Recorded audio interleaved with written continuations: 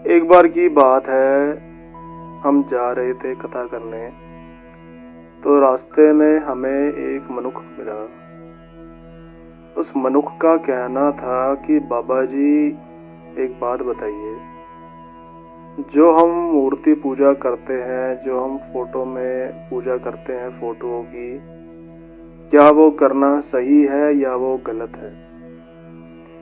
तो हमारे साथ दो मित्र भी थे हमारे, एक का कहना था सही है, एक ने कहा गलत है। तो जिसने कहा पहले सही है उसकी बात कर लेते हैं। जिसने कहा सही है उसने कहा, देखो बाबा जी, इंसान जो है वो बहुत ही डरा रहता है। उसे डर है उसकी मृत्यु का, उसे डर है उसके बुरे कामों का, उसके डर है कि जो उसने बुरे काम किए हैं उसका रिजल्ट क्या आएगा। इसलिए वो कोई ऐसी चीज चाहता है जिसके सामने वो सर झुकाए और जिससे वो डरता रहे। और उसी के लिए उसने एक बनाया, मूर्ति बनाई, फोटो बनाई, जिसको वो मानता है भगवान। अब जब तक वो किसी चीज को नहीं देखता तब तक उसको भरोसा नहीं होता कि ये भगवान है। तो उसको भरोसा करने के लिए एक चिन्ह या एक रूप तो चाहिए। इसीलिए मूर्ति हुई, फोटो हुई, ये चीज होनी जरूरी है। तो अब कहा ठीक है, बात तो ये भी अच्छी कही आपने। अब गए दूसरी तरफ वाले से पूछा कि ये फोटो क्यों नहीं होनी चाहिए। तो उसने कहा, बाबा जी फोटो इसलिए नहीं होनी चाहिए, मूर्ति इसलिए नहीं होनी चाहिए, अगर मान लीजिए आप ही की मैं पूजा करता हूँ और आपकी जगह मुझे किसी और इंसान की फोटो दिखा के कहा जाए कि ये बाबा जी हैं, इनके आशीर्वाद लो, इनकी पूजा करो, और जब ये बात आपको पता लगे तो आपको कैसा लगेगा।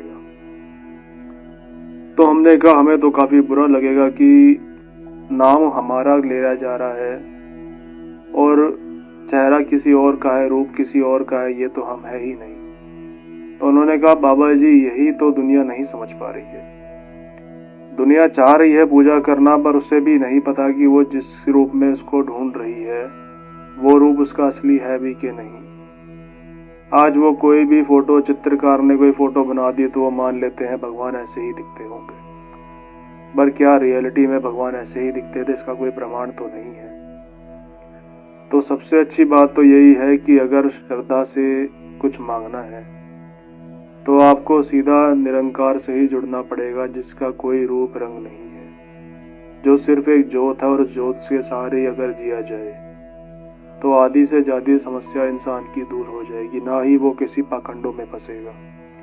पर अगर वो मूर्ति, फोटो में ही भगवान को ढूंढता रह गया तो वो हमेशा ढूंढता रह जाएगा और भगवान तक कभी नहीं पहुंच पाएगा। तो दोनों की बात सुनी हमने, दोनों अच्छी भी लगी।